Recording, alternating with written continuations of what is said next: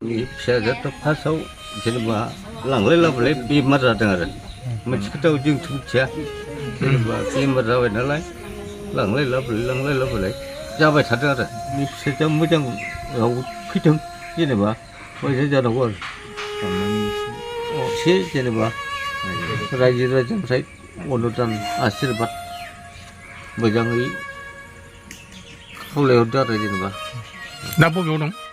गुवाहाटि बिबरा गहपुर हालामनि सिङाव थानाय गरायमारि गामिनि थागिबि रुफालि बसुमतारी आरो गब्ला बसुमतारीनि आंगो फिसाजो उषा बसुमतारीया ब्लाड केन्सार बेरामजों नाख्रेबजानानै दं। सनापुर बड' गोजौ फरायसालियाव 10 थाखोआव फरायबाय थानाय समावनो ब्लाड केन्सार बेरामजों भुगिनांदों। ओनसोलनि डाक्टर आरो गुवाहाटीनि केन्सार देहा फाहामसालियाव दिन्थिनायनि उनाव मिथिनो मोन्दोंदि उषा बसुमतारीना देहायाव केन्सार बेरामजों भुगिनांदों होननानै। फरायनाय आरो गेलेनायनि समाव बिनानाव उषा बसुमतारीनि देहायाव ब्लाड केन्सार बेरामजों साग्लोबदों। नखराव उफाय गैयैलाय न'नि दाउ अमा मोसौ बायदि फानसेयावबो रांनि आंखाल जानानै फैदों। बेखायनो रायजो राजा एबा सोरखारनाव अनसुंथाइ बिदों। बिनानावखौ मदद खालामनो थाखाय नखरनि बिब'नि एकाउन्टआव अनसुंथाइ हरनो हागोन। एकाउन्ट नं 2052200100011264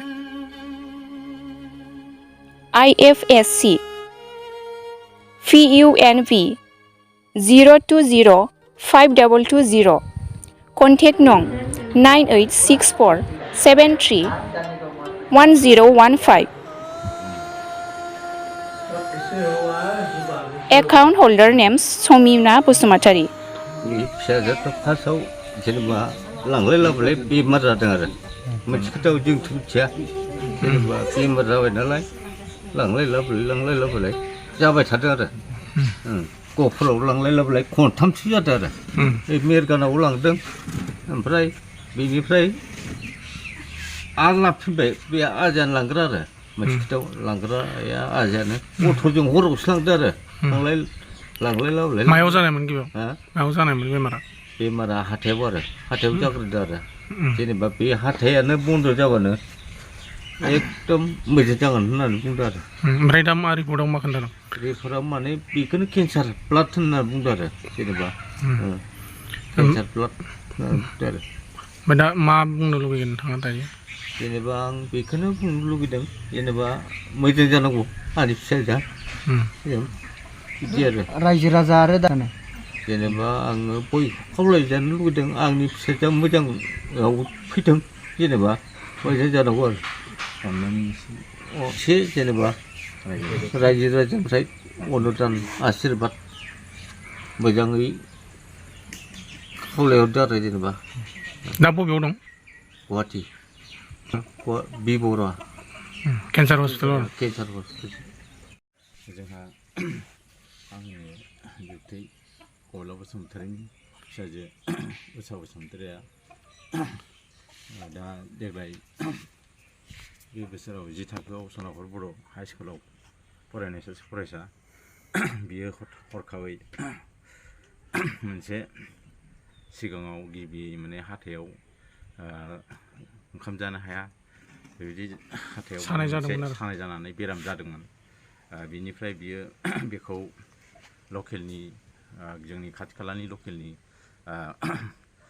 स'आव थानाय मेडिकेलफ्राव लांनानै फाहामथाय लादोंमोन। बेयाव हायैयाव थांनानै गहपुराव खेबथामसो लांनाय जादों।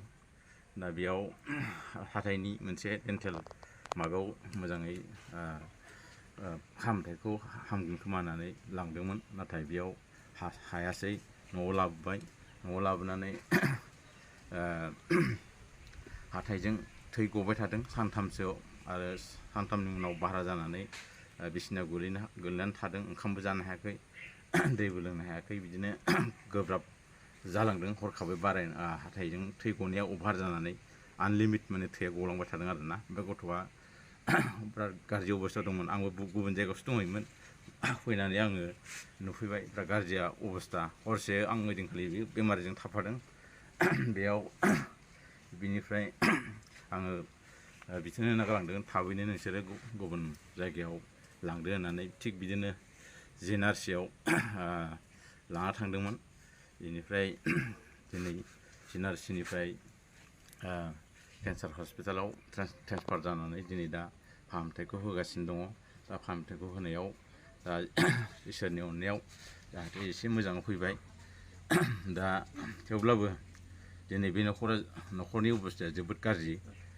बेनिखायनो बे न'खरनि जानानै आङो दिनै बे जोंनि गासैबो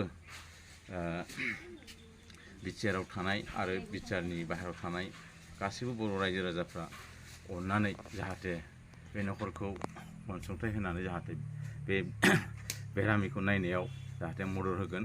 जाहाथे बे फरायफुनाय सासे गथ' बेनिखायनो बिनि जिउखौ जाहाथे मोजाङै फरायफिननानै जाहाथे दावगालांनो हाथों बेखौसो जों आसा खालामो। आरो जोंबो न'खरनिफ्राय जाथि खुरमा बाय बाहागि अननानै जा एसे हायो बेखौ जोङो कालेक्सन खालामनानै हरनायखौ जोङो लादों लासैनो। दाथ' फाहामथायखौ होगासिनो दङ। थेवब्लाबो जाहाथे मोजाङै मोजां रायजो राजानिफ्राय जोङो अनसुंथाइखौ मोनगोन होननानै मदद मोनगोन होननानै आं गुरैयै खुलुमनाय आरो सिबिनायखौ बावनानै रायजोनिसिम खुलुमनाय जाबाय।